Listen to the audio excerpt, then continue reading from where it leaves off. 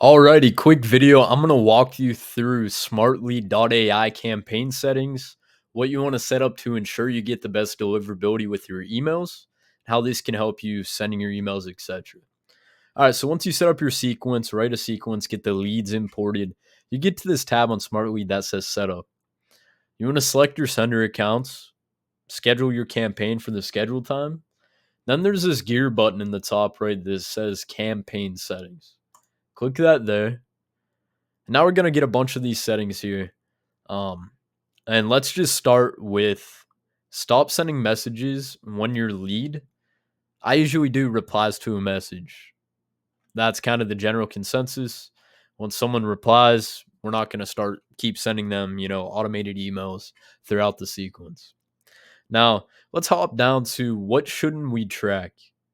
It says don't track email opens, don't track link clicks. I'm going to click both of these, and this will allow us not to have any open rate tracking or link click tracking. You're probably thinking, like, why wouldn't we track open rates? Why wouldn't we track click link rates? That's a tongue twister there. Um, the reason is because that can affect your deliverability. That kind of embeds like a image code in your email, and when you send that, that can be targeted as spam more often. So I check that. I don't track any of these, and this helps with my deliverability.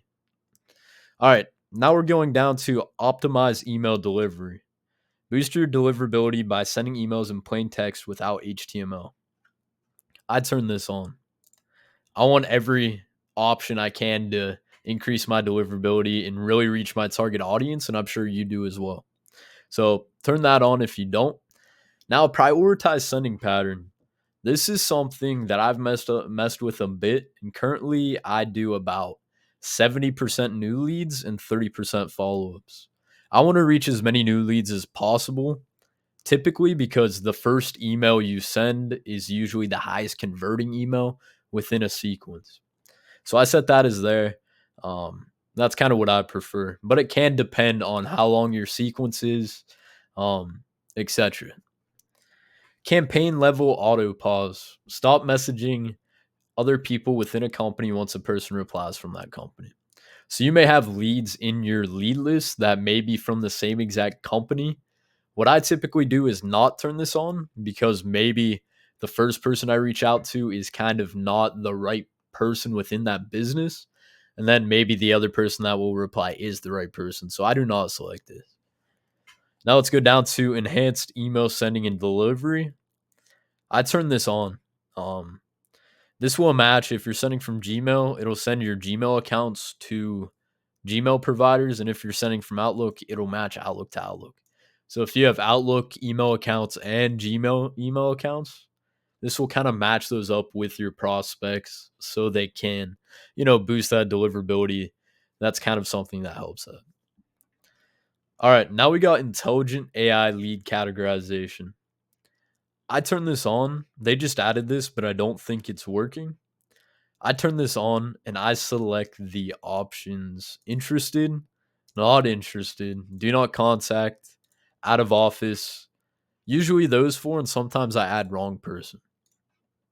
So this will allow AI to kind of categorize your emails based on these categories in the person's response. So if they're like, hey, yeah, I'm interested in learning more, it'll automatically tag that email in your inbox as interested. Or if they say unsubscribe, it'll automatically tag this as do not contact. And then you can go in and update it from there. Now, I also do turn on reactivate auto categorize out of office lead after a delay. I usually do anywhere between 7 to 10 days. So, say someone's out of office, it'll send the next email in the sequence after 10 days instead of say 3 or 4 days. All right, great. Now we're down to the last option, unsubscribe. Now, since we did turn plain text emails off, we're not able to add an unsubscribe message.